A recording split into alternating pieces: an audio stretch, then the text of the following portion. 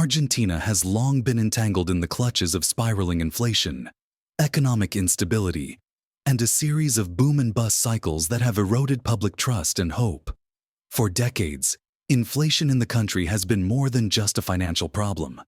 It's been a way of life, destabilizing households and businesses alike. Earlier this year, inflation peaked at an astonishing 300%.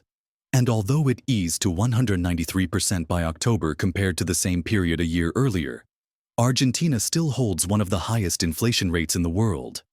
Despite this bleak backdrop, a monumental shift has occurred in the nation's economy. For the first time in years, Argentina has exited a recession, marking a significant turnaround attributed largely to the aggressive and controversial policies of its new leader, Javier Milei. But how does a country drowning in nearly 200% inflation, suffocating debt, and a historically inefficient government pull itself out of this quagmire? Can one radical approach truly change the trajectory of an entire nation? Argentina decided it had nothing left to lose, and the results have been astonishing, yet deeply polarizing. The prelude to crisis. To understand how Argentina got here, we must first acknowledge the chaos that preceded Milei's rise to power. Imagine walking into a grocery store one week to find the price of basic goods has doubled since your last visit. Your salary, already stretched paper-thin, now holds even less purchasing power. Businesses were collapsing under the weight of inflation, and citizens were watching their life savings evaporate into thin air. This wasn't a temporary crisis. This was the Argentine experience for years. Successive governments only compounded the problem. When inflation reared its ugly head, leaders responded with quick fixes, often by printing more money or borrowing heavily from international lenders like the International Monetary Fund, IMF. These strategies did little more than kick the can down the road, creating a vicious cycle of debt and devaluation. Meanwhile, bloated government systems, rife with inefficiency and corruption, taxed citizens into oblivion, leaving little room for economic growth or personal prosperity. The arrival of Javier Milei. By the time Javier Milei came onto the scene, Argentina was desperate. Milei, an eccentric economist known for his unapologetically radical ideas, campaigned on a platform that promised to dismantle the status quo entirely. His mantra was simple: reduce the Argentine state to its minimum. He didn't merely advocate for incremental reform. He called for a complete teardown of the existing system to rebuild it from the ground up. His dramatic campaign, complete with a literal chainsaw as a prop, symbolized his approach to governance: swift, brutal, and unrelenting. Milei assumed office in December 2023 and wasted no time implementing his controversial vision. In just 6 months, he eliminated 30,000 civil service jobs, dissolved entire ministries, and auctioned off luxury government assets to send a clear message. Austerity wasn't just for the people. The government would tighten its belt as well. The human cost of austerity. While Milei's reforms have been hailed by some as bold and necessary, they've also been deeply divisive. For instance, the Ministry of Social Development, which had employed sociologist Maximiliano for over a decade, was gutted. Overnight, Maximiliano found himself out of work, joining thousands of other skilled professionals in an oversaturated job market. With limited opportunities, he resorted to piecing together a living through odd jobs, maintenance work, telephone surveys, and even driving for Uber. Critics argue that Milei's cuts to public programs have left vulnerable populations without a safety net. Entire communities that relied on government services for education, healthcare, and infrastructure have been left in limbo. The elimination of unnecessary ministries such as culture, environment, and sports has sparked outrage, with opponents claiming that such sectors cannot thrive solely on private initiatives. Tackling inflation at its core. If Milei's austerity measures were drastic, his approach to inflation was revolutionary.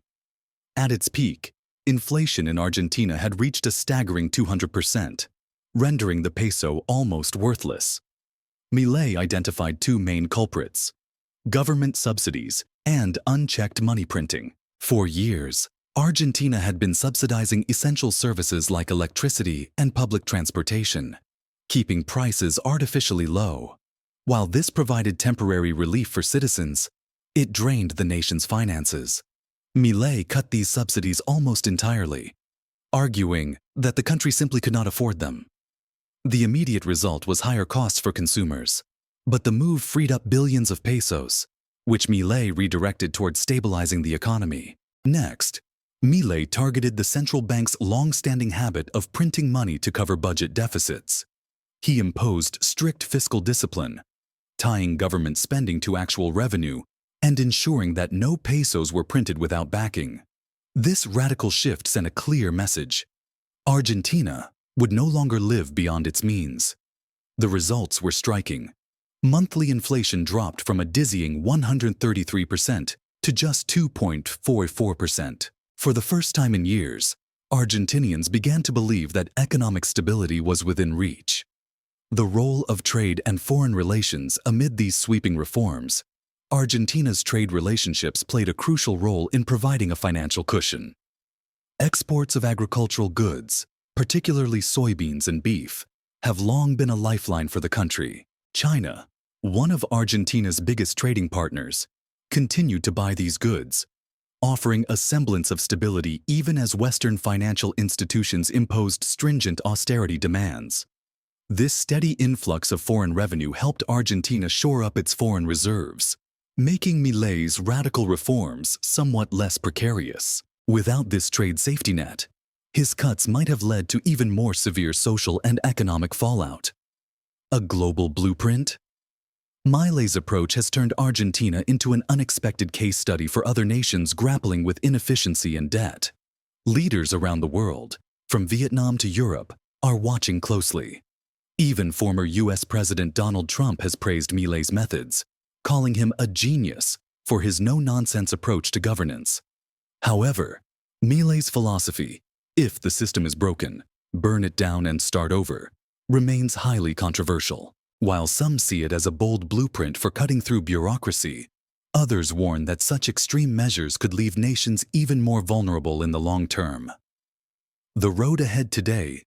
Milei's government claims that Argentina has turned a corner.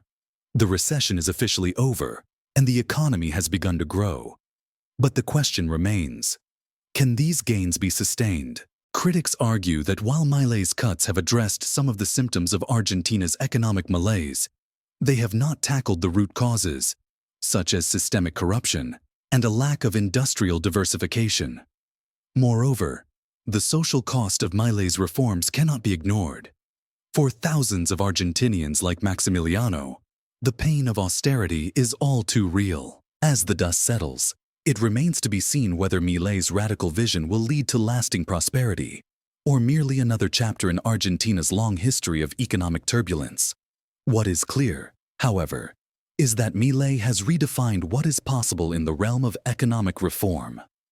Whether his legacy will be one of salvation or destruction is a question only time can answer.